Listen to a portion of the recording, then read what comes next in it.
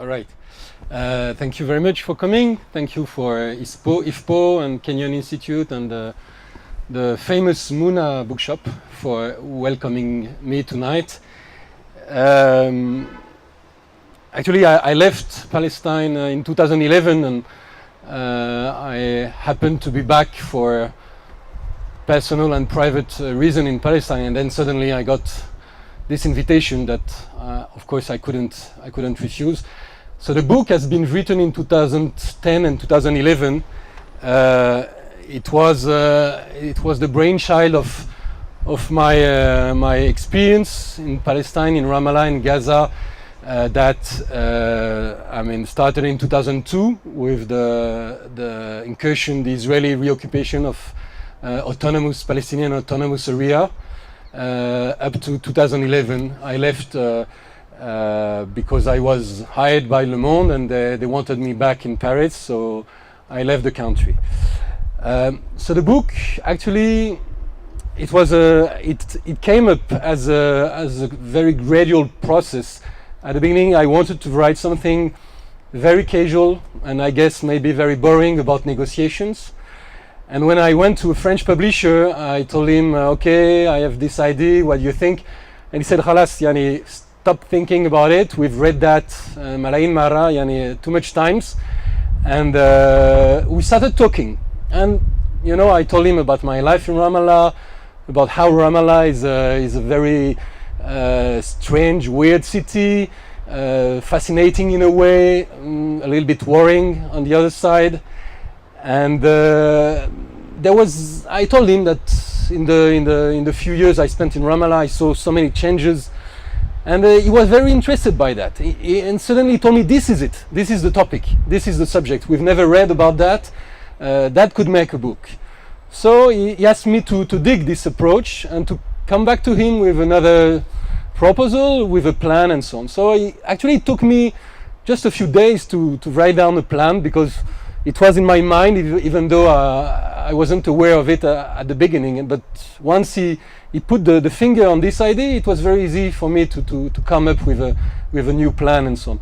And then finally we agreed, and I started writing the book end of 2010, and then the revolution started in Egypt, and it was quite tense because I had to shuttle between Cairo and my book. But even though I succeeded to send the manuscript in time, and the book was eventually published. It was time for that. It was scheduled for being launched in September 2011, when Mahmoud Abbas was coming to the UN to this big Palestinian show in the UN and so on, that of course you know about. So the whole idea of the book was to try to understand what the very deep and very sudden political, economic, but especially economic and social changes in Ramallah, urbanistic also. What do those changes tell about Palestinian politics? Is Ramallah a bubble, as we casually say, or is it more than this? Is it a syndrome? Is it a symptom? Is it a pilot project? Something that is supposed to spread? Beyond the anecdotic that so many journalists wrote about, the fancy hotels and the trendy bars and so on, what is at stake? What is at play in Ramallah? What does normalcy mean when you are under occupation? And actually there's a collective of Palestinian architects and urban planner that worked on those issues back in 2009. Their name are Ramallah Syndrome, and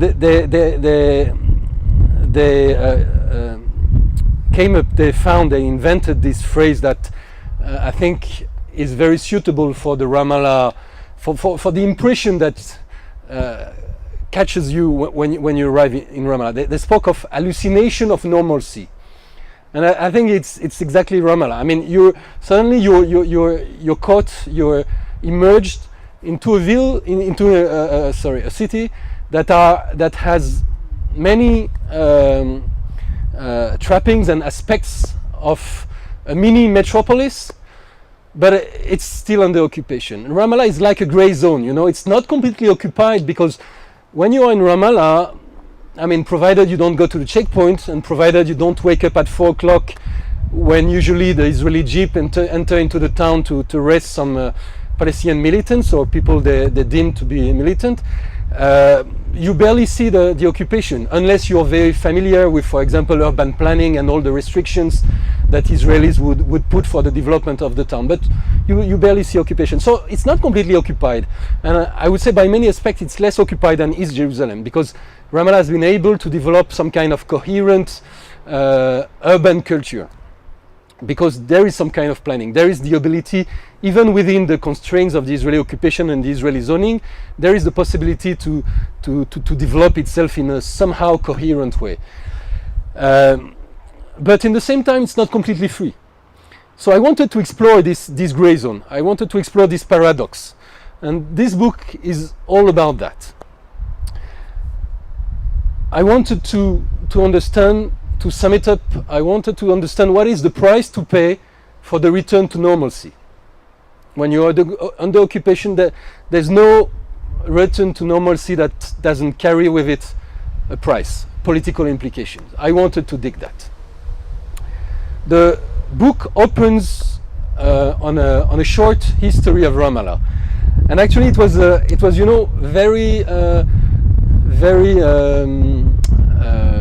fulfilling, or I don't know how to say it, very great experience for me to suddenly forget a little bit about my obsession with news that I'm paid for as a journalist, and immerse myself into the historic strata of Ramallah and try to understand what's this city. Actually, I've been living in this city for at that time for 8 years, and I barely knew a few things only about it. So I started to collect materials, articles that were published by Palestinian academics in different reviews, and I discovered very interesting things, because Ramallah, and it's one of the many paradoxes of Ramallah. Ramallah actually is not, by far, is not the biggest town, the biggest city in Palestine.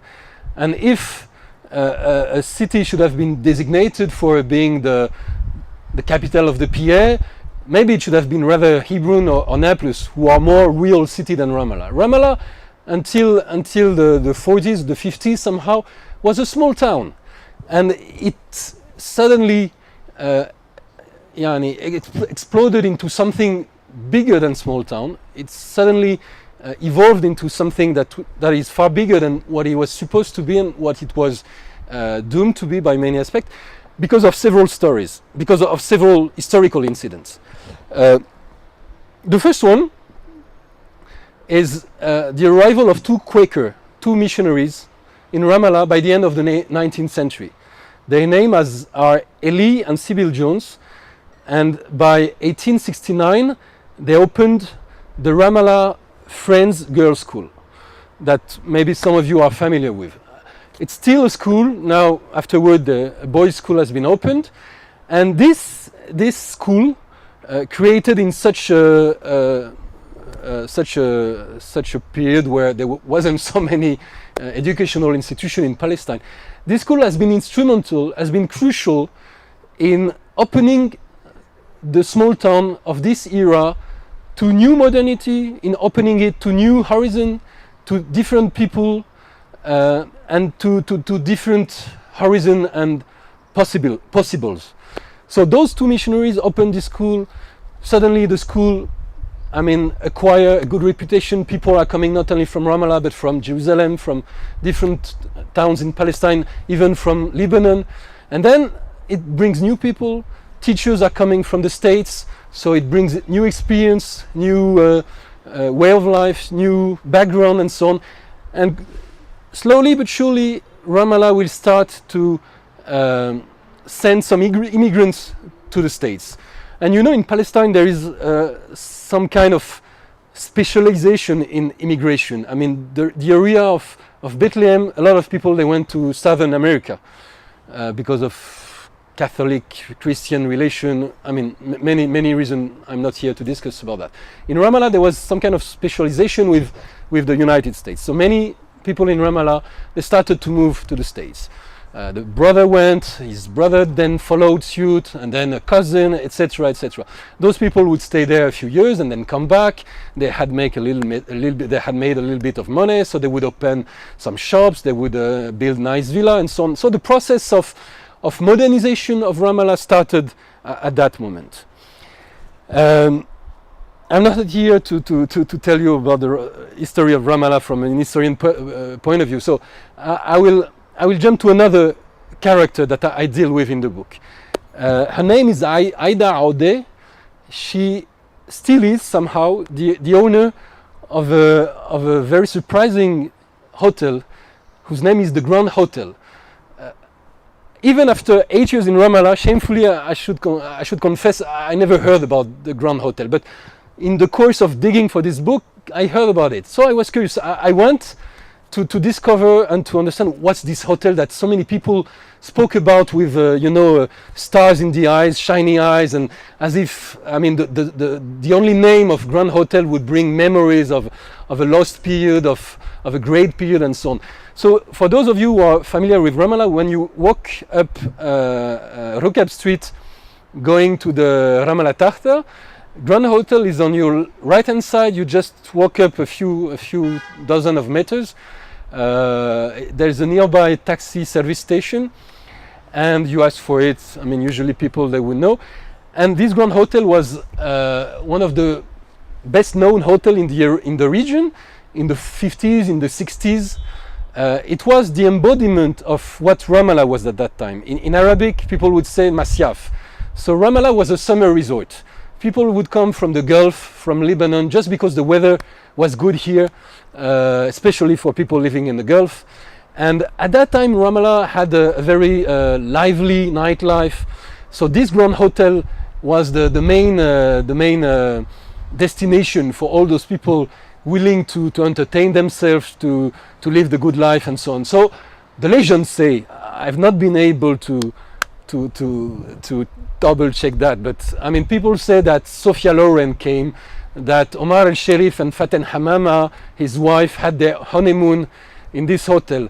Also, I mean, political dignitaries would come. I know that Shukri Kouatli, who was Syrian president in the 50s, came. Haile Selassie, when he was exiled and lived for a time in Jerusalem, came. The Ethiopian Negus. So it was very representative of what Ramallah was at that time. Open city, very much alive, with a life full of entertainment and so on. The third character I want to talk to you about is Charles Tegart. Ramallah is not only fun, it's not only entertainment. Ramallah was also in the 30s, was also in the 30s one of the first object of experience of these guys, Charles Tegart, who was a British officer. He was very famous for being quite violent in the way he dealt with Indian nationalist revolt in the Bengal. So among the British colonial administration, he was viewed as a very efficient officer. So when the Arab revolt started in '36, the British administration sent him here, thinking that he would have the creativity to calm down the Palestinian rebellion. So this guy, actually, his legacy is everywhere in Palestine. I mean, he was the driving force behind the construction, for example, of all the Mokatas. I mean, the Ramallah Mokata has been built by Charles Tegart because he envisioned those kind of building who would be in the same time headquarters, garrison, and jail. And this is all what the Mokata have been under British time, under Israeli time, and somehow a little bit under Palestinian time. So he built the Ramallah one, the Nablus one, I think also maybe I'm not sure, the Bethlehem one. And not only that, actually, he had, I mean, in his counter-insurrectional approach of Palestine, he also he was the father of towers that were built all along the main road, and not completely indirectly, the Israeli, some 70 years afterward, they also built towers all along the road. More than that, I mean, when the rebellion, the Palestinian revolution in the 30s lasted and increased, then he started to build a wall between Syria and the northern part of Palestine. So also, this guy put the seeds of what we are seeing now. I mean, he was somehow in his approach of Palestine, a security approach. He was copied by somehow by the Israeli. So those are three figures that I deal with in my book to give an idea of what Ramallah was before the arrival of the PA. So of course, I mean, the two major historical events that shaped Ramallah are, first of all, the Nakba, because suddenly there was such a massive influx of population, and the small town that was populated by maybe I would say dozen of thousands of people, and suddenly expanded, and because new people came, there was a market that created. So the economy of Ramallah started to develop itself. And then the main other event, of course, is the creation of the PA and the arrival of the PLO in 1994 that settled down in Ramallah and turned Ramallah into the de facto capital of the Palestinian administration. So the book, after describing a little bit the history of Ramallah, one of my purpose in the book and my motivation was to try to understand if a state was being built in Palestine, because you know we were in 2010, Salam Fayyad was the prime minister, and there was this rhetoric very much present in the Palestinian political discourse that we are building a state, there is state building process, an economy is emerging, and the Western media were very much open and very much welcoming this approach. And I have to confess that as a journalist, I've wrote some pieces that now I'm not very proud of. But you know, at that time there was this momentum and enthusiasm, and as a French journalist in contact with Western diplomat and French diplomat, we were all the time fed with those figures. The public budget, the public deficit has decreased, and they have built up I don't know how many court of justice and this and that figures and so on. So there was this idea, and because I had suddenly the time to stop running after the news and to make a break for a moment and to dig a little bit, to go beyond cliché and slogans, then I said, okay, let's go and try to understand if there is something that could be, I mean, honestly called and described as state building. So very quickly I understood that there is no state building. There is an improvement in the service distribution, but there is no such a thing that could be qualified as state building. Salam Fayyad, when I started digging, I understood that Salam Fayyad is like the best pupil ever in a class, the pupil who gets always the best marks, but surprisingly never gets into the next grade.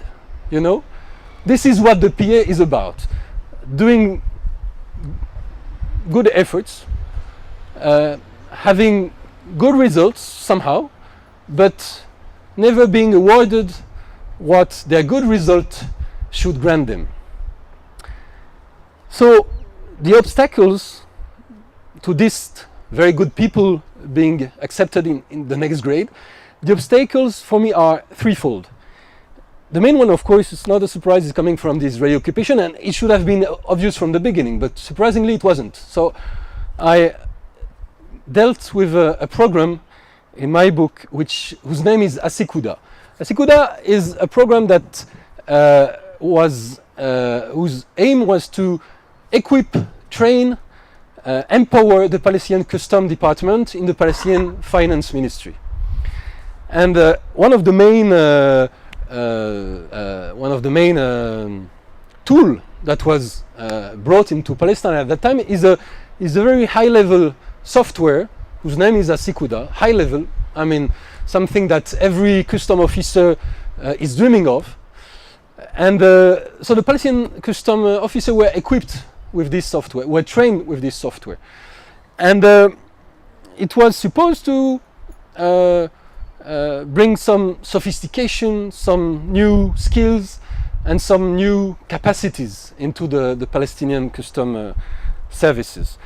And of course, there were some progress. For example, thanks to this system, the Palestinians have been able to track back some leakage, some losses in the tax revenues that the Israelis are supposed to give them back. You know, according to the Paris Protocol, there is a single custom envelope. The Palestinians are not collecting the taxes. The Israelis are doing it for them and then send back the money. But there's a lot of losses because Israeli custom officers on the borders, they are more interested for security issues than tax collection issues.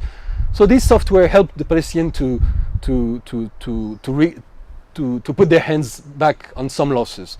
That's one of the small progress. But all the people I spoke to in the Palestinian custom office told me it's such a pity because this software could theoretically enable us to drive 150 kilometers per hour. But because there is so many obstacles coming from the Israelis, we are only able to drive something like 60 kilometers per hour. So basically, the obstacles are coming from the fact that even though the Palestinians are allowed to set a foot on the borders, since 2000, since the beginning of the Second Intifada, Palestinian custom officers have been forbidden to approach the border, and especially Allenby. I mean, before the Second Intifada, there was Palestinian presence in Allenby. But since 2000, or maybe 2001, I'm not exactly sure of the date, they have been prevented from reaching the border. So imagine, so much money has been brought into this capacity building program. And the program started, I think, in 2002 or something like this. Sorry? 99? 99. Okay, so very long ago. And the people I spoke to, I remember one guy who spent quite longer time here, told me at that time we never imagined that 10 years afterward, Palestinians would still never been able to reach the border. So they started with a very good faith, with optimism, with the idea that, well, there will be this virtuous circle somehow, and by the end of a few years, all our efforts would capitalize, would crystallize, and Palestinians would be equipped with a system that will enable them to preside over statehood and so on. Of course, that was a complete failure. So this is it. Another obstacle is coming from, I would say, even though it's not the main reason, but it's coming from the aid industry. The aid industry in Palestine is an actor that, unfortunately, is too rarely, I would say, is too rarely appearing in media reports. You hear about Palestinians, you hear about Israelis, you hear about diplomats, but the aid industry, which is something huge here, the development agencies, the developmental NGOs and so on, rarely appear. While I think they have a very important action here, an action that should be described, that should be somehow questioned, and sometimes criticized. So in my book, I take as an example a program whose name is Seyada. Seyada was supposed to develop the Palestinian judiciary sector. And Seyada, for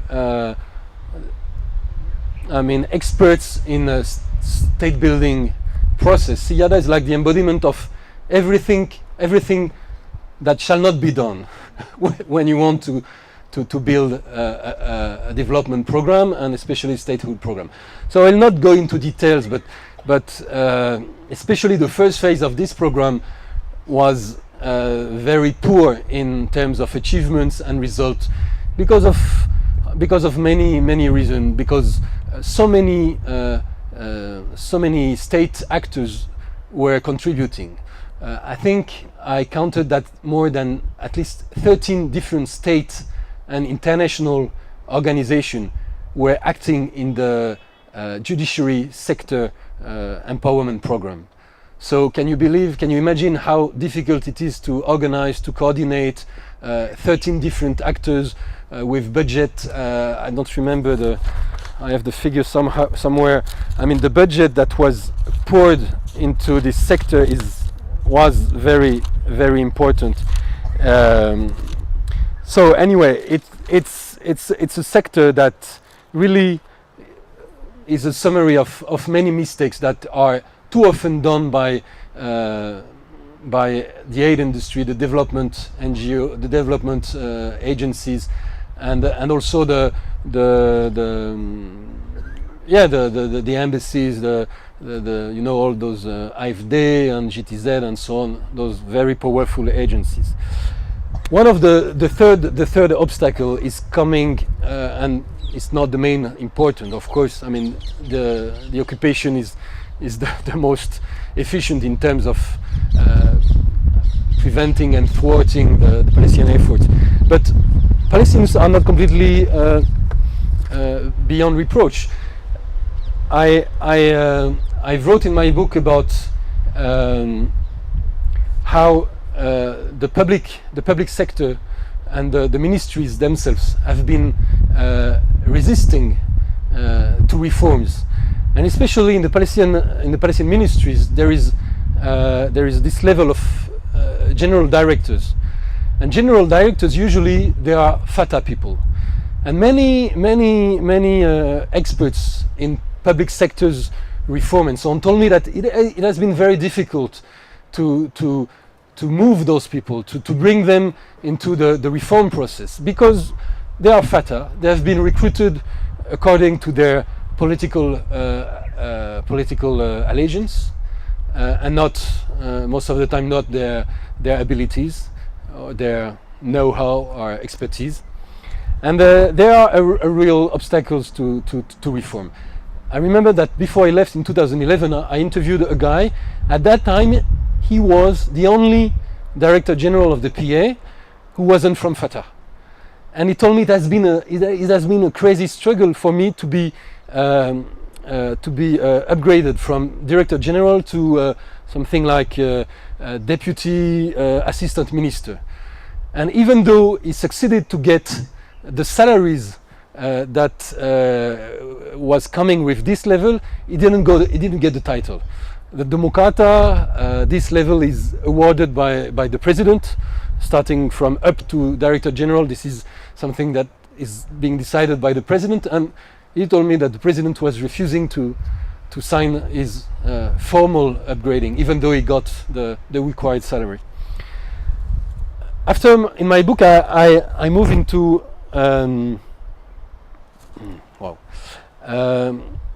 I deal with this donor sectors. Between 1994 and 2011, according to a PA official in the finance ministry I spoke with, something like $15 billion have been poured into the Palestinian territories. It started like 500 million per year in the Oslo process, then it moved to 1 billion per year after the beginning of the second Intifada. Then in the Annapolis years, when Salam Fayyad started his state building program, it moved to 3 billion per year. In 2008, 2009, 3 billion per year were injected into the Palestinian, I mean, at least in the West Bank. 3 billion per year, it's $750 per year and per capita, which makes Palestine the biggest recipient of foreign aid after Marshall Islands and Micronesia, something like this. So it was a huge effort. Um, my idea, that is like a thread running throughout the book, is that this aid is aimed at a social re-engineering of the Palestinian population, of the Palestinian society, of the Palestinian social body. Social re-engineering, what do I mean by that? Is that this aid is not a gift, is not a complete gift. There is strings attached to it. There is political implication. One of the main implication is to turn militants into clients, to turn militants into subcontractors, and to gradually depoliticize, demobilize the Palestinian political body and the Palestinian society. So there is many examples in the book. I'll just put the focus on two aspects. A new class is emerging in Ramallah. It's something that is very, from a sociologist's point of view, even though I'm definitely not a sociologist, but I think it's really fascinating to observe. It was already there during the Oslo period, but of course the amount of money that has been brought in the last recent years into Palestine, especially into the West Bank and more precisely into Ramallah, increased the visibility of this new social class. Why a new social class? It's a new bourgeoisie. What do I mean by new bourgeoisie? It's not the classic bourgeoisie that is linked to land ownership. It's not the classic bourgeoisie that is linked to PLO connections, things like this. It's not neither the bourgeoisie linked to some kind of family business, the kind of which we know in Palestinian cities. No, it's a society it's a bourgeoisie whose social status is definitely linked to the aid industry, meaning that they get salaries into dollars. They often get permits to travel here and there more easily than the rest of the society, and it's a bourgeoisie that is working for not so much for Palestine than for donors. I'll give you an example. I mean, between the strata of Palestinian public apparatuses, Palestinian ministries and the donors, there is a strata that is made up of contractors. With big projects of development, the money is not sent directly from the donors to the Palestinians. It's sent to development agencies who are for-profit companies, and those companies, those agencies, they will manage the money that is brought, that is sent, and they will implement the project in the name of the donors for the Palestinian. So it's a strata, it's a new strata that creates that brings expertise, because on the one side, those people, when you speak of very huge budget, you need expertise. This expertise could have been found in Palestine per se, but many times, it's foreign consultants and foreign experts who are brought for a reason that I will mention afterward. And this strata hire some Palestinians, but when you are a Palestinian working in those development agencies, you report to this development agency, which itself reports to the donors. It's not reporting to the Palestinian ministries. So you reach a situation quite paradoxical, whereby many people who were working in state building programs, those Palestinians working for these developmental agencies, these contractors, they supposedly were working for building a Palestinian public institution, but the idea of working for this public institution would never come up to their mind. Because the Palestinian ministries cannot pay them the amount they are paid by those contractors. So even though they were working for the sake of Palestinian state, it's very rare that they would accept to work directly into the Palestinian state that supposedly they were building. So it brings some ambiguities like this. This new social class is something that is very visible in Ramallah, of course, and it's a new strata that is, of course, one of the main driving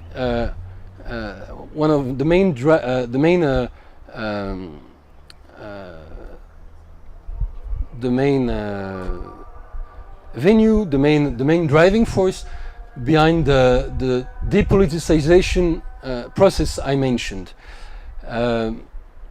One of the examples I give in my book is the credit policy, and there is several pages about the credit phenomena in Palestine. This is something that for sure you notice whenever you travel in Palestine, especially in Ramallah.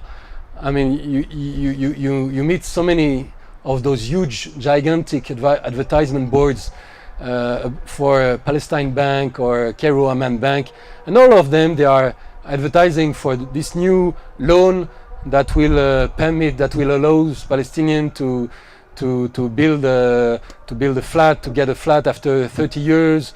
You pay just 15% of the whole price, and then you have installments for the coming 30 years. Palestine was traditionally, for very obvious reason, a very conservative place in terms of credit. The banks, and by the way, the banking sector is a sector that is very new in Palestine. 20 years ago, there was barely one or two banks in Palestine. I mean, banks were forbidden during the pre-Oslo period. So new banks appeared with Oslo, and now with this credit development, of course, more and more banks are appearing. Traditionally, they were very conservative because in predictability, political problems and so on, so they usually would refuse to give loan if you are not very wealthy, with all the possible guarantees for paying back the loan and so on. Now it's the complete opposite. Whenever you are a middle-ranking PA employee, you can access to loans. And of course, this loan is a process that has been developed parallel to those new real estate programs that are appearing in Palestine. And I analyzed and I tried to understand how this idea emerged in Palestine. Actually, the beginning of this idea stemmed from the middle of the years 2000. In 2005, the Aspen Institute in Colorado joined with Palestinian businessmen from the Palestinian Investment Fund, from the Palestine Bank, and they came up with this idea, developing the credit. The Aspen Institute is one of those typical American think tank populated by people, in this case from the Democratic Party, who are very close to the political establishment. It's former diplomats who are supposed to be future diplomats whenever the Democrat would come to power again, Jewish philanthropists, and Palestinian industrialists. And they thought that, well, what Palestine need, the whole philosophy behind this program is that Palestine is in need of a middle class. That middle class will be a guarantee of stability. So when you think of middle class, you think of flat ownership, house ownership, and so on. So that's why gradually the credit program were developed. The Aspen Institute, thanks to its links with the State Department, has been able to get OPIC into the program. OPIC is Overseas Private Investment Corporation. Basically, OPIC is the financial arm of the State Department, and OPIC brought a lot of money into the program in order to give guarantees to the bank so that the bank would open up the credit faucet. So gradually the system has been put in place. A mortgage finance several mortgage finance companies were established in Palestine. One is named Amal. This is one of the biggest one, and it's the one who is accompanying the Rawabi project. So of course you know Rawabi. Rawabi is this new town that is now popping up in the hills north of Ramallah, and there has been many controversies regarding Rawabi, and those controversies usually they don't appear in the Western media. But when I started working for my book, suddenly I heard about them, and they're quite interesting. I mean, the main two criticisms that you can hear about Rawabi, and mainly all those new real estate program, is first of all, this is not a Palestinian design. This is not Palestinian architecture. The architecture that has been chosen is something that is too close to Israeli settlement design. So this is one of the major line of criticism. And the other one is that, well, Rawabi was advertised as an affordable program, real estate program. And this is how the company behind Rawabi were able to convince the PA to expropriate many landowners, because the program was deemed as public utility. You know, I don't know how you say it in English. I mean, programme d'utilité publique in French. So the PA, in the name of this concept, expropriated many people that refused to cede and to sell their parcels to the real estate constructors. And this development by Rawabi is something that is not only criticized because it doesn't look so much Palestinian, or this will be something for the upper middle class, not so much for the low middle class as it was supposed to be. It's also criticized because, well, there's an idea again behind it. And by digging about Rawabi, I found an interview in the Huffington Post by the responsible in the Aspen Institute of this whole credit conceptual program. She's working for a company whose name is the Middle East Investment Initiative. The Middle East Investment Initiative is the brainchild of the Aspen Institute. Her name is Toni Verstanding. She's a former State Department official, and in the interview in the Huffington Post, she has this phrase, which is jaw-breaking, as you say in English, something like this. She's saying black and white, explicitly, the credit program aims at changing the voting pattern of the Palestinian. So when I speak of social re-engineering, this is it. Yani one of the aim of this program is definitely to bring social peace, basically, to buy social peace, to bring, I mean, people into voting for more moderate parties. And especially in the years 2006, 2007, 2008, of course, it meant at that time voting Fatah and not Hamas. So this is one of the ideas behind this social re-engineering concept. Another aspect of depoliticization that I deal with in the book also is the volunteering, the volunteer program. Palestine was known, especially in the first Intifada, for the fact that many people would volunteer, and the first Intifada, the momentum that it created was partly based on that, on volunteering. So many people would join not only political parties, NGO associations, and when the Israelis started to implement their curfews in response to the Intifada, and when the Palestinian society started this self-made self-organization program as a response, as an answer to the Israeli repression, the volunteers were the instrument of this resistance. And now volunteering is in crisis in Palestine. I spoke to a guy that was responsible of the boycott program that for a few months, Salam Fayyad started to implement in Palestine. You know, in 2010, he wanted to spread this idea of boycotting the Israeli settlement products. So they hired young people to spread this idea, to go to the shops, door to door, telling the shop owners, please don't buy settlement products and so on. And the guy I spoke to was desperate. He told me it's very difficult, so difficult to hire young people to join this program. They would ask for per diem. They would ask for a little bit money here, a little bit money there. So he was really desperate. He was very disenchanted. And this disenchantment, you can feel it everywhere now in the Palestinian society.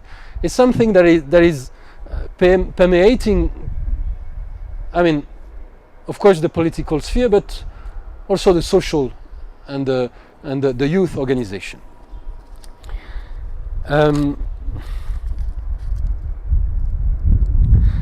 There's something also I deal with in the book. It's the privatization of public how do you say competence? Skills, yeah, public skills. There is something that is quite interesting. I mean, during the Oslo period and especially the Camp David and the Annapolis process, the PLO subcontracted part of its negotiation skills to a British firm. Yeah, expertise to a British firm. And something quite interesting.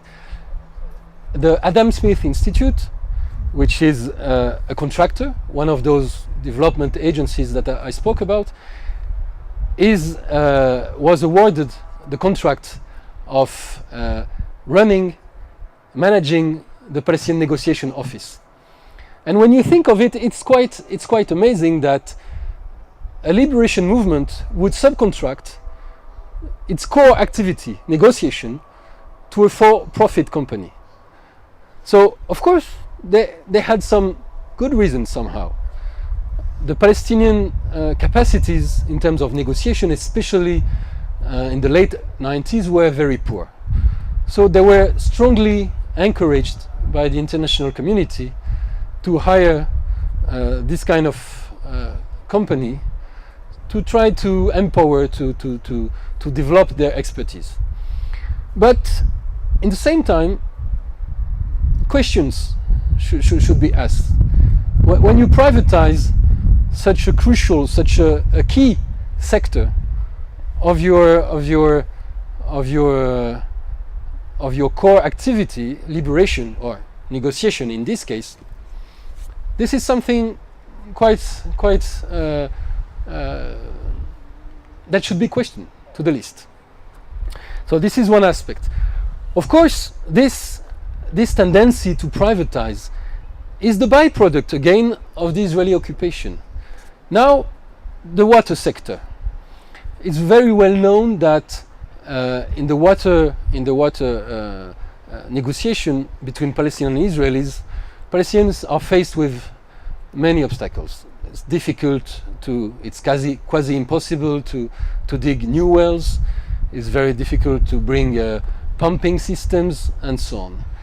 So gradually, because this obstacle, Israeli obstructionism, Israeli obstacles have been that much internalized, now private sectors are coming up with creative proposals, creative solutions. And those solutions are tempting. But whenever you let them entering into the game, so you privatize somehow what is by excellence a public right and a public good, which is pumping water, distributing water. So now there is talks that maybe a company could bring water from Turkey.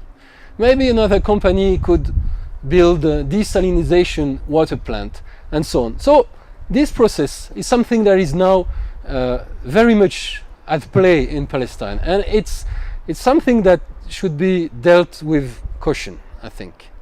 And I think I got a feeling it's not enough discussed in the Palestinian political arena. So I think I spoke far too long. I mean, the book also speaks about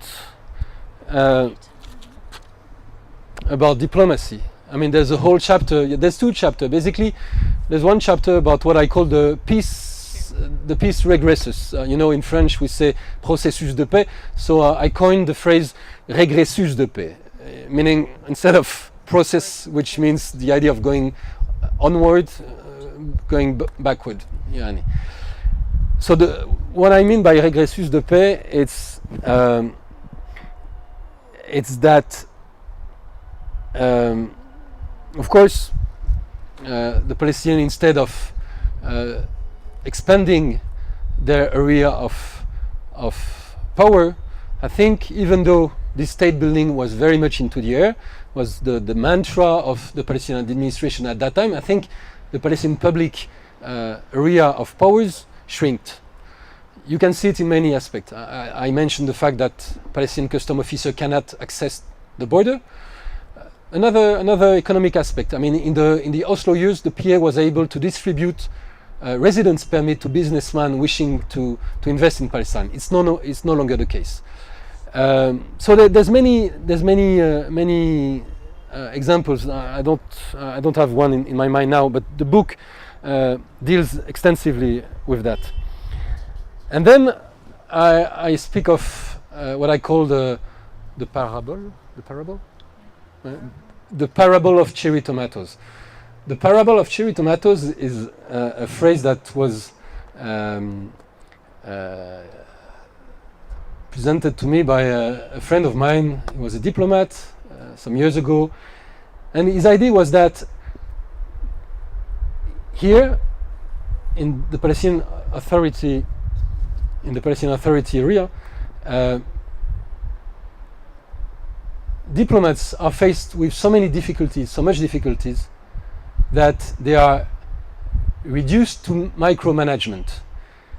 And why parable of cherry tomatoes? Because he said, look, James Wolfenson in 2005 and 2006 was the first quartet special envoy before Tony Blair.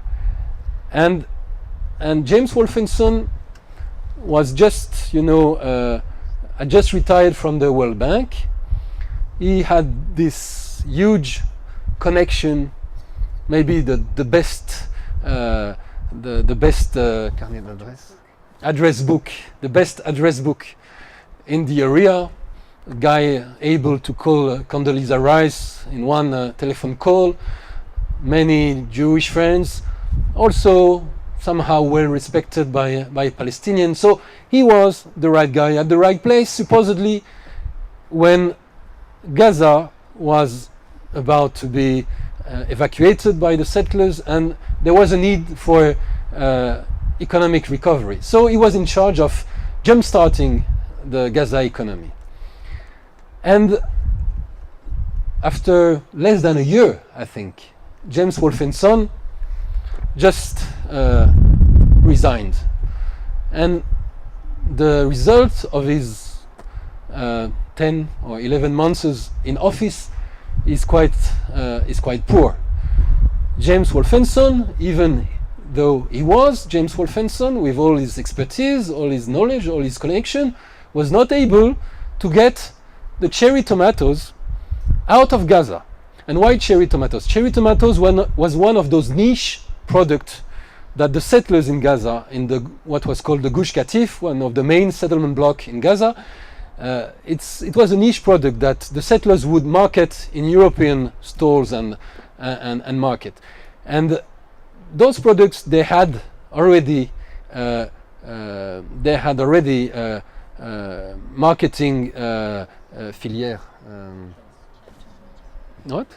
Channels. So the Palestinians just had to continue growing them, and they would be able to sell them the same way the settlers were used to doing.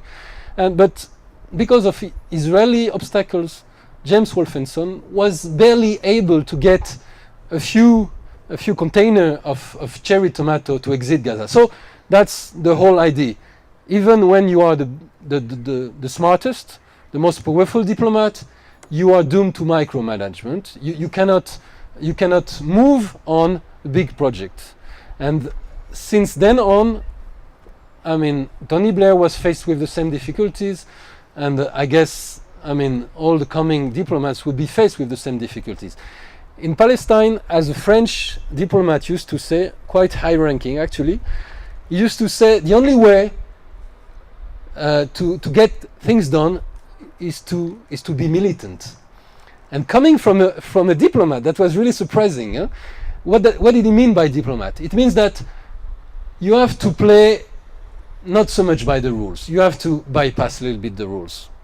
Because if you play by the books, then you go nowhere.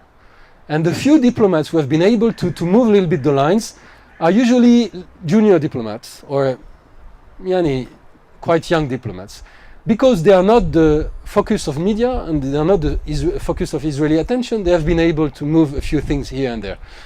Otherwise, this is micromanagement. So I welcome your question. I've been far too long, sorry. Thank you. Right. Thank you, Ben. That was thought-provoking and very informative indeed. I'm sure we have lots of questions. I'll ask you to be crisp, short and direct with questions, and maybe we'll take comments later. So if you have any questions, I'm happy to bring this mic to you. Or Mandy, I'll go. Start here. Could people say their names first? That's quite helpful. Ibrahim Husseini. This social re-engineering, did you find, was it the making only of the State Department official or Western circles, or did you find enthusiasts for it in the Palestinian Authority? Can we take one question at a time or a few? Yeah, a couple. Take 2 or 3 questions at a time and then give Ben a chance to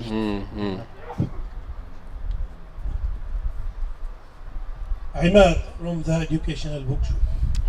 I want first to welcome you, Benjamin, here in Jerusalem. Shukran. I have, if you allow me, a comment and a question, very quickly. The comment that in your lecture, and your talks, you're covering almost the whole chapter of the book, which is good on one side, but on the other side, you don't allow us to sell books because you say everything. No, of course not. The question that you named your book by Ramallah Dream, adventure inside the heart of Palestinian dream. Palestinian Mirage. Yes, this is the title in Arabic, I think, the same French, which means that you believe that we are living in a dream, we are dreaming. According to your experience as a good journalist and active journalist in the area since like 10 years here, do you think that we will continue dreaming or one day we will wake up from this dream? This is the question. And another thing, if you allow, surprising me that Psikot, in your book you say that Psikot, the Israeli settlement near Ramallah, it's owned by the Kuwaiti government, which I never knew that before. That's it, thank you. We'll take one more question, Raja. Yeah, Raja Khalidi. Just one question. What is the Mirage? Is it the Ramallah model or is it the state building? Because I think it's a Ramallah model, it's not a Mirage. I mean, I'm not sure. I mean, do you think it's sustainable? Is the Mirage, is the model sustainable? Pardon? Yeah, okay, I will.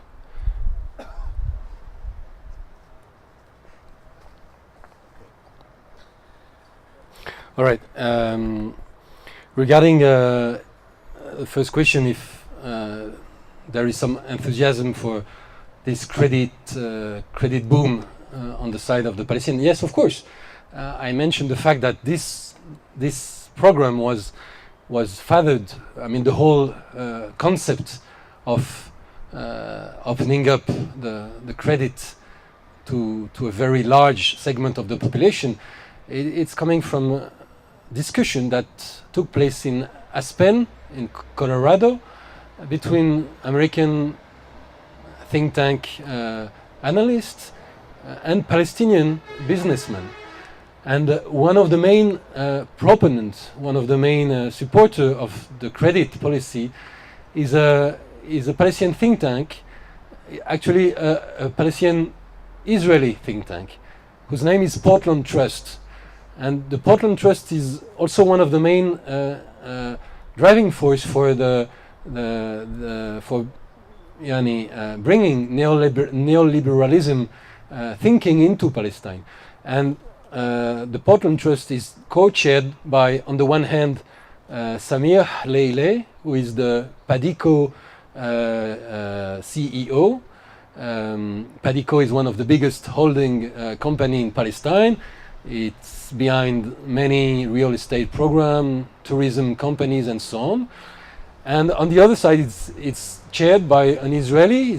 At least in 2011, that was the case. The name of the guy is Eval Giyadi, and this guy has quite a surprising background, because he used to be is a reserve general in the Israeli Defense Forces, and he used to be Ariel Sharon advisor for Gaza withdrawal in 2005. So not only Palestinian, but also somehow there is a connection with Israeli establishment. Will we continue dreaming? The hypothesis I formulate at the end of the book, which is completely, which is a gamble. I mean, which is personal. But I felt that at the end of the book, I should somehow say, well, what do I feel? Even though this is something that is quite intuitive, and I don't have so many things to back up, unless what I've wrote in the previous pages. But I got a feeling that without recognizing it, without saying it explicitly, the Palestinian population is going in the direction of economic peace. Of course, the formula is taboo, because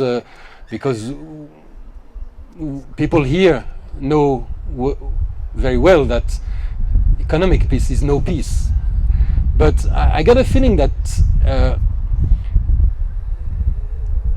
there is a very strong trend at work, and of course I know that in history the first and the second intifada happened at a time where there was some kind of prosperity, fake prosperity, but there was some kind of enrichment, because people were able to go and work in Israel, because again there was many investment from the international community. So I know that. So many people are saying to me when I formulate this hypothesis, but look, yes, there was intifada, even though there was a kind of bubble, a kind of prosperity and so on.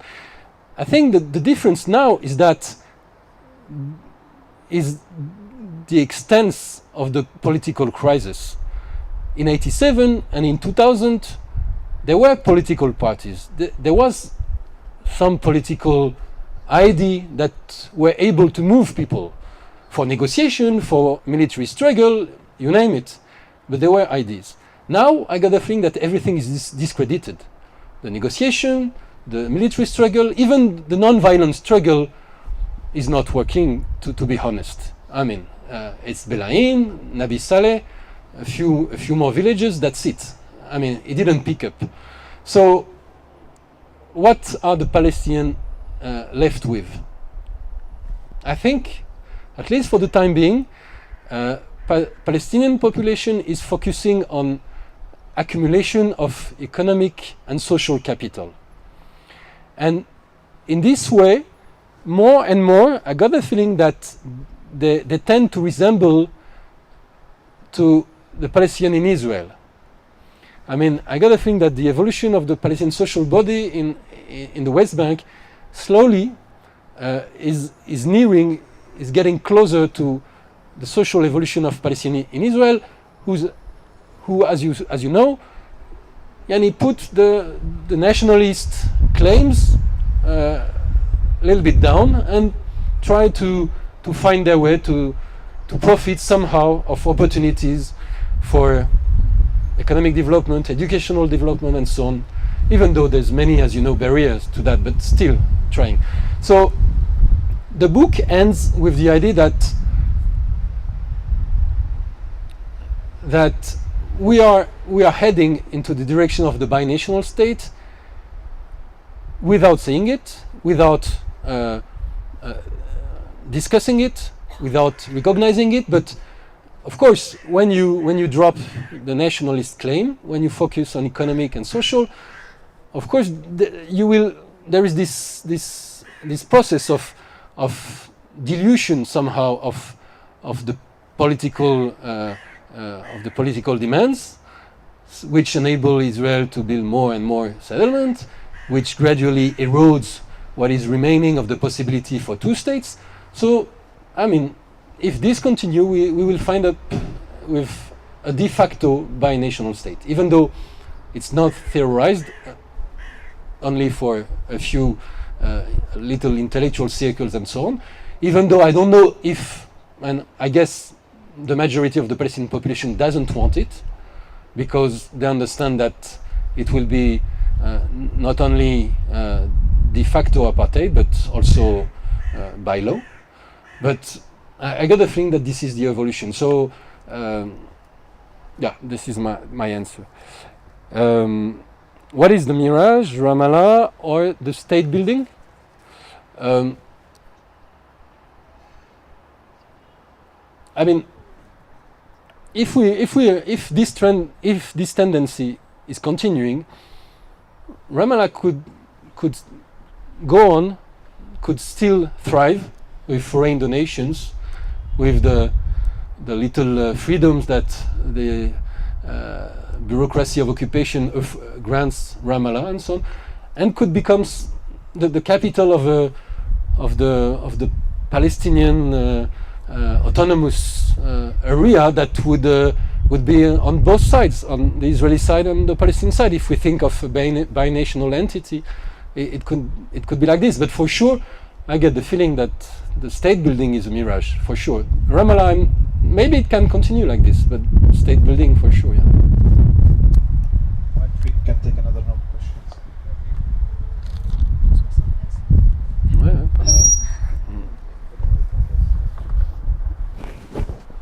Can you, Chris Harker, Durham University.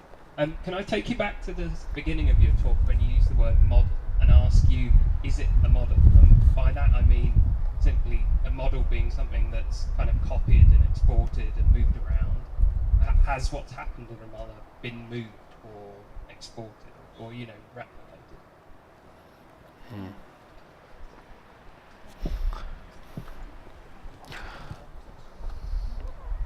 Sorry, William Hopkinson. Having developed or acquired all these clients, do the donors now know what to do with them? C'est quoi tous ces crimes, les donneurs, qu'est-ce que je fais avec? Ces clients.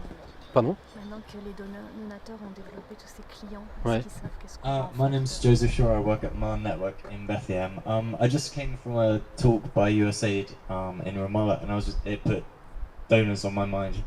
I was wondering, after what happened following Palestine going to the UN last time and the action taken by USAID and other organisations to cut off donations for political reasons, do you see something similar happening if and when these present negotiations fall down?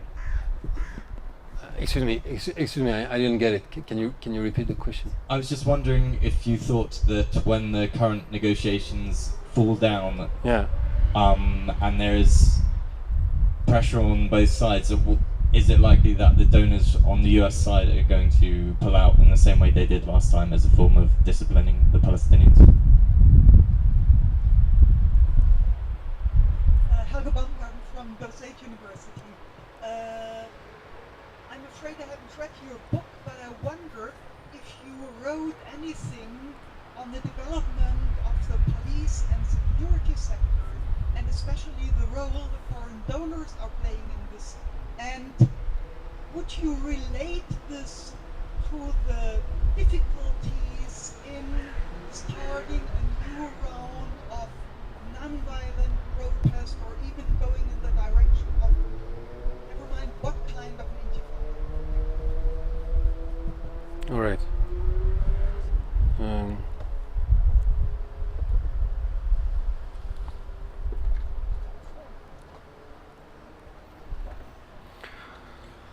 Right. The Ramallah model, is it possible to export it? That was the question, I think. Well, I use the phrase Ramallah model for the title of this presentation. Well,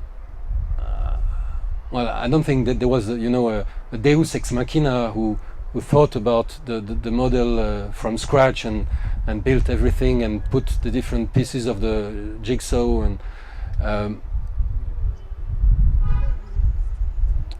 I think it's no, it's an anti-model. I mean, if I want to be clear, and I think everything I said before, I mean, it's a model that view state building as a technocratic exercise. I mean, I think the main criticism that you can address to Salam Fayyad is that he got good marks somehow. He was good in institution building, but he was definitely very bad in nation building. And you cannot disconnect, when you want to create a state, you cannot disconnect territory, state, institution and nation. I would say for state you need those three components: the territory, the nation and the institution. And while the foreign expertise, the Palestinian efforts have brought about some progress in terms of institution, in terms of service, as I said. Now Palestinians, to renew their passport, they just need 3 days, while in the past they would have waited 3 months maybe. So there is some progress, there is technocratic progress. So this technocratic approach was successful, but there was no nation building. And I think that was the main missing element in this exercise. Because let's go back to 2007. The moment this statehood program started is also the moment where the Palestinian parliament stopped being functional. So how do you want to develop the rule of law when the main source of law is absent, meaning the parliament? And by posturing as the builder of Palestine, Salam Fayyad set aside all this aspect and enabled the donors to enlarge the divide between Gaza and West Bank, between Fatah and Hamas. And that's something that was very, and that is still very detrimental to the Palestinian statehood program. I mean, I would say the first priority in any statehood program should be the reconciliation, should be the reunification of those two parts. And there is many consequences of this inability of the parliament to function. For example, one of the main problems in the judiciary sector stems from the fact that the main actors of the judiciary sectors, I don't have them in mind, but you've got the High Judiciary Council, the prosecutor office, and there's a third actor, and their respective powers are not well defined. So there is a very urgent need to redefine their respective powers, and this can be done only by the parliament, and the parliament cannot function. So this is a problem. Even though you want to empower the judiciary sector, you are limited because the parliament cannot act. Again, during the Oslo period, one of the main efforts of the international community in terms of the judiciary sector was to unify the penal code, because in the West Bank the penal code was heavily influenced by the Jordanian code, which itself is deriving from the French Code Civil, while in Gaza the penal code is British, mainly common law. So during the Oslo period there was many programs, many investment to merge those two.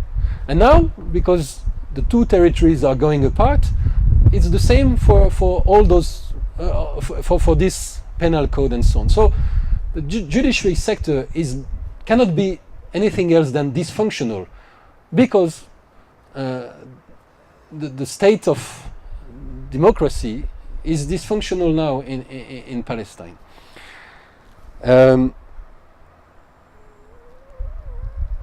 If the negotiation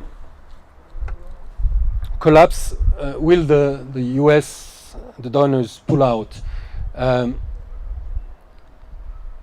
There is a wrong impression. After 2006, the donation picked up, increased.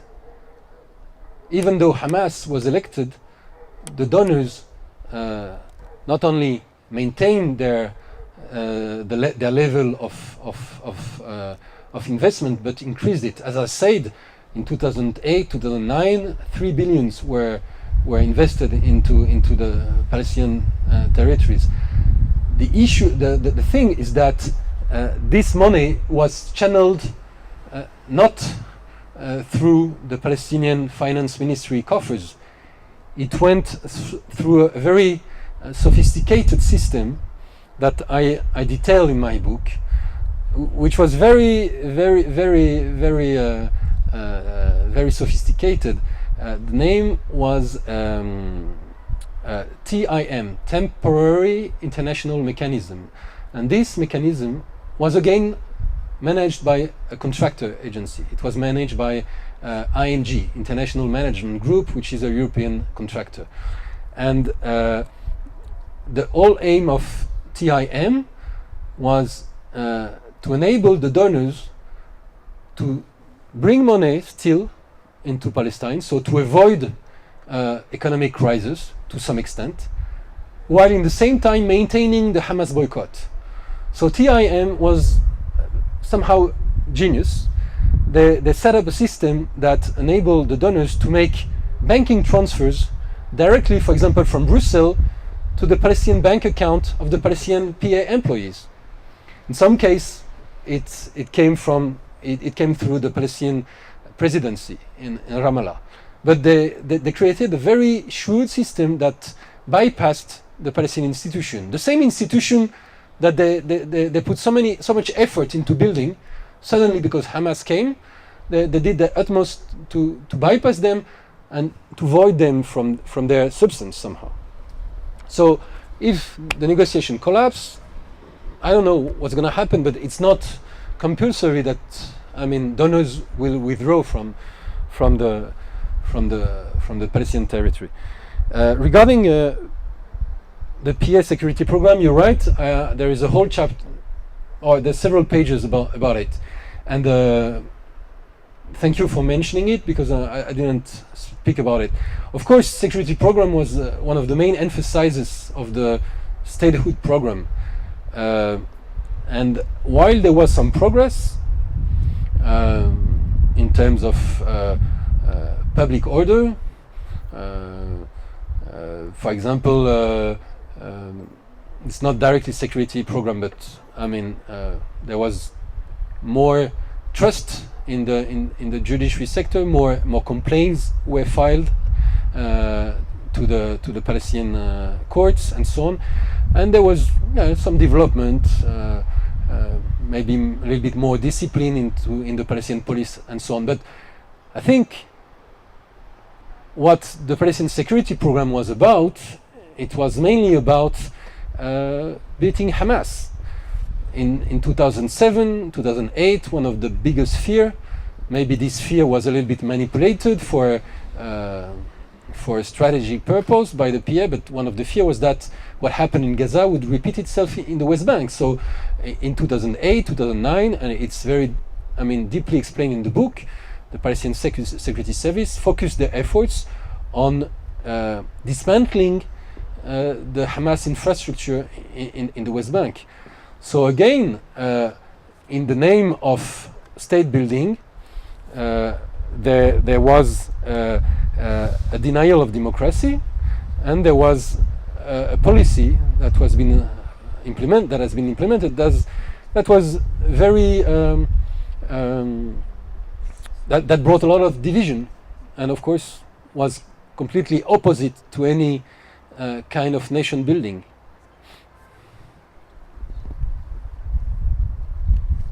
Right. Do we have a few more people for the last set of questions? Mine has started low.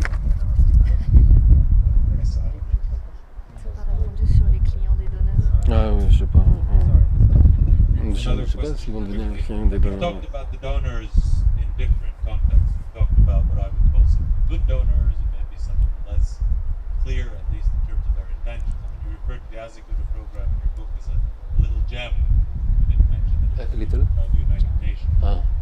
You talked about Siada as a complete mess in terms of all of the different. I mean, are all the donors a monolith that are all feeding into this mirage, or do you see some difference between different types of donors? What are the differences? Just sketch that.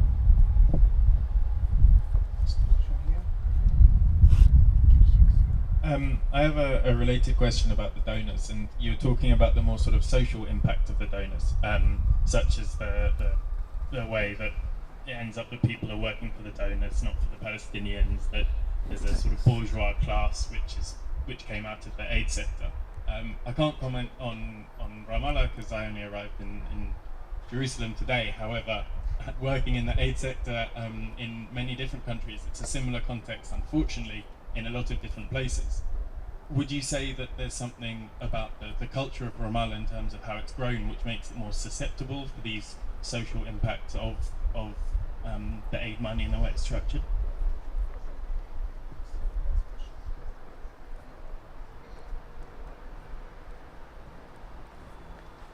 Okay, that's it.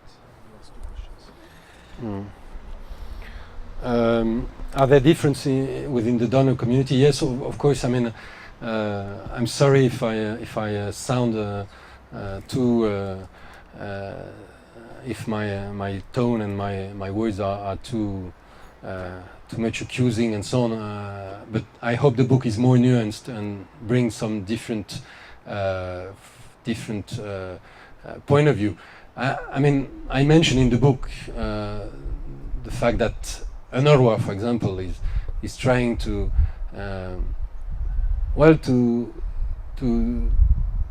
fit into somehow into Palestinian not only needs but rights, and I think this is something that many Palestinian recipients of those programs insist upon.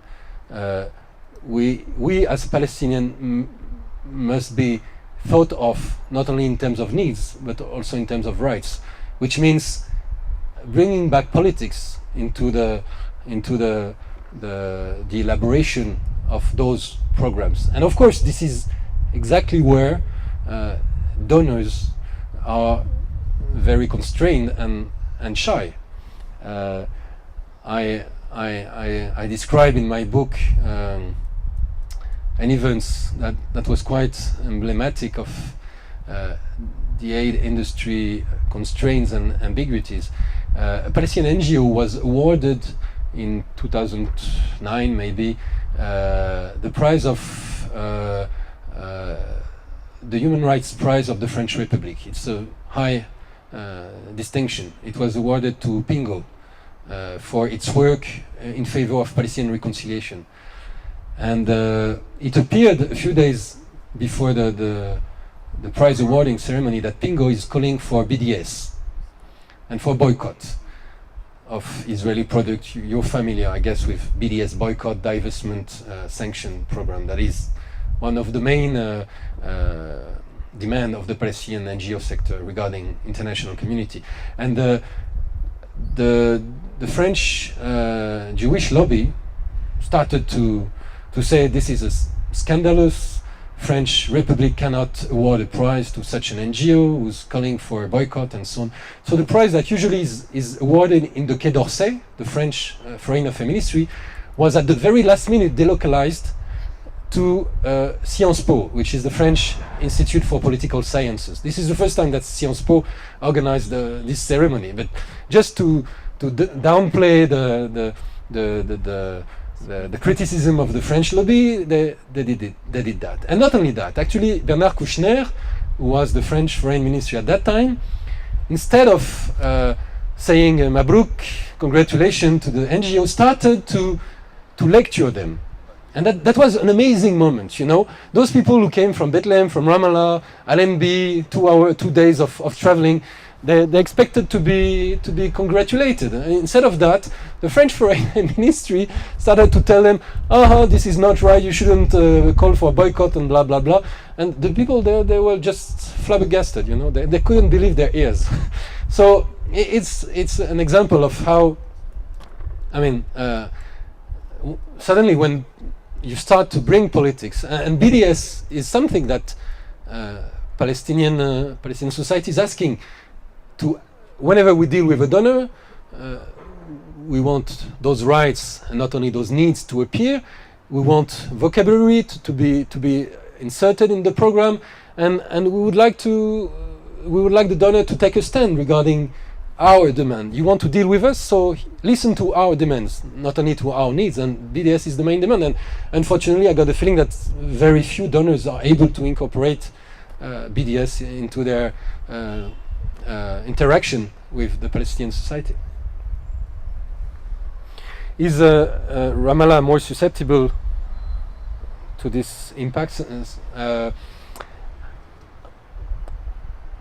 I think yes, somehow, and I would say, given what I said about the history of Ramallah, the fact that first of all, it used to be a small town for very long. It doesn't have a urban culture, or its urban culture is very recent, unlike Hebron or Naples, which are far bigger cities.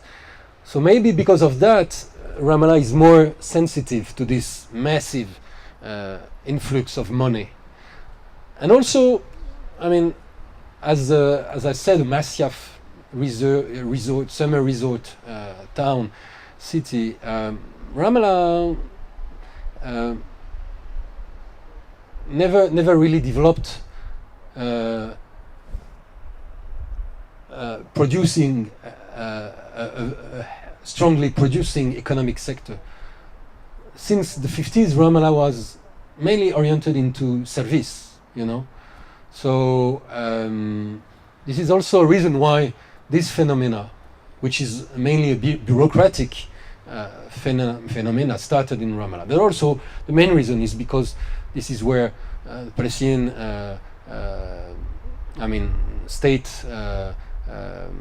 state bureaucracy here is, and also the Palestinian, most of the Palestinian intelligentsia, and also where most of the expertise also is. So this is the reason. But again, I don't think Ramallah should be viewed as a bubble. I think for me it's something that is slowly spreading. And I was in Gaza a few days ago, and I was shocked to hear that Hamas somehow is also developing a credit system.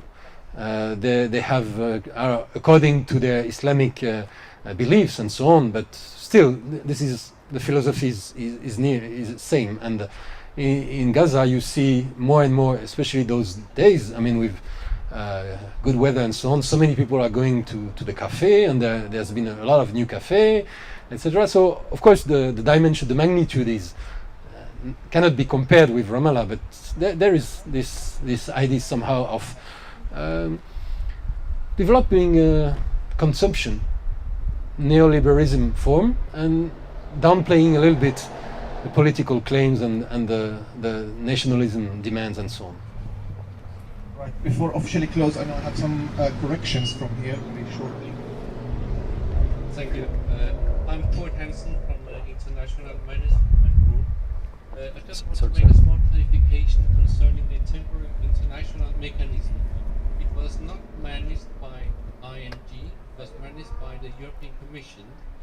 The International Management Group, the organization, were only involved in the technical assistance, meaning computer systems, etc. Just for clarification. Right, thank you very much. At the end, what's left to me is to thank the audience, thanks Ben and Mandy. Let's hope that Ramallah's my dream will come to an end soon, and the Palestinian dream will come to reality. That's our wish from here in Jerusalem. Again, thanks Benjamin, thanks Mandy and Claire for this nice evening, and thanks to the audience. Wine and books are on the table. Ben will be here signing them.